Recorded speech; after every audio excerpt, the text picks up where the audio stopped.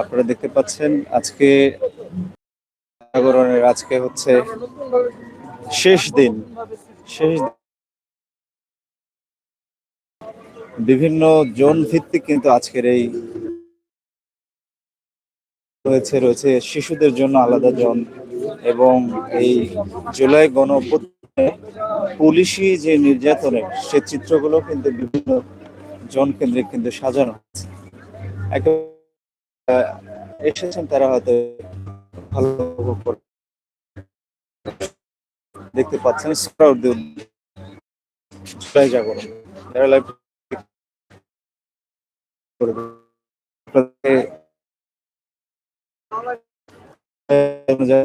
তাদেরকে নিয়ে একটা বিশাল মানচিত্র করা হয়েছে, যেটা আপনারা অনেকেই দেখেছেন।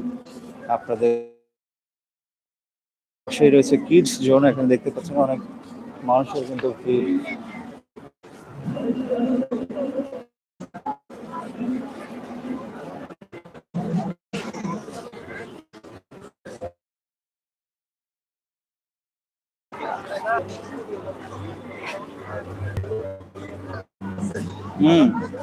ক্লিয়ার।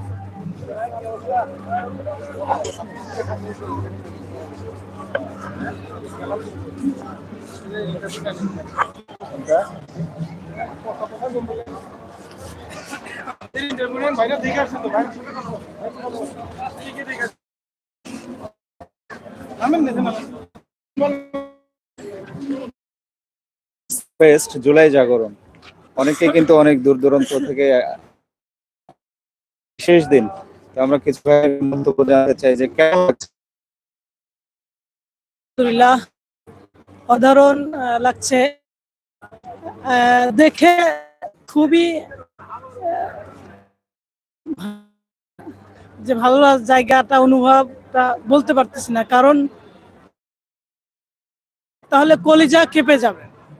কতগুলো স্মৃতি বিজড়িত চিহ্নগুলো দেখলাম, সেইগুলোর মধ্যে দেখতে গত বছর স্বৈরাচার যেভাবে মানে মুসলিমদের উপর নিপীড়ন করছে, সেই নিপীড়নগুলো বাংলাদেশ ইসলামী ছাত্র শিবির সাইমম শিল্পী গোষ্ঠীর এর অধীনে আজকের সোহরাওয়ার্দী উদ্যানে সেই চিত্র ফুটে তুলে ধরেন।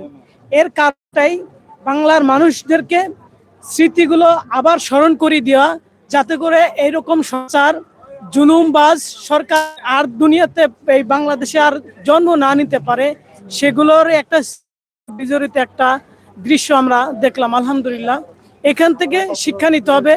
আগামী দিনগুলোতে যারা এরকম স্বৈরাচারী আচরণ করবে, আগামী দিনেতেও এর চেয়ে ভয়ঙ্কর একটা অধপতন হবে ইনশাআল্লাহ।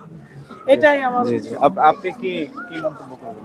হচ্ছে সর্বপ্রথম ধন্যবাদ জানাচ্ছি বাংলাদেশ ইসলামী ছাত্র শিবির সাইমম শিল্পী গোষ্ঠী কর্তৃক আয়োজিত আগস্টের 1 থেকে 4 তারিখ 4 দিন জাগরণ এর প্রোগ্রাম আমরা দেখলাম। বিশেষ করে যেটা দেখলাম আমরা 24-এর গণহত্যা অর্থাৎ জুলাইয়ের গণহত্যায় যে আমরা যেটা দেখেছি, আজকে আমাদের আগ্রহ বা আমরা বেশি জানতে পেরেছি আজকের এই চিত্র এখান থেকে দেখে, চারদিকে যেভাবে শহীদদের নাম সহ চিত্র সহ আমাদের দেখানো হচ্ছে।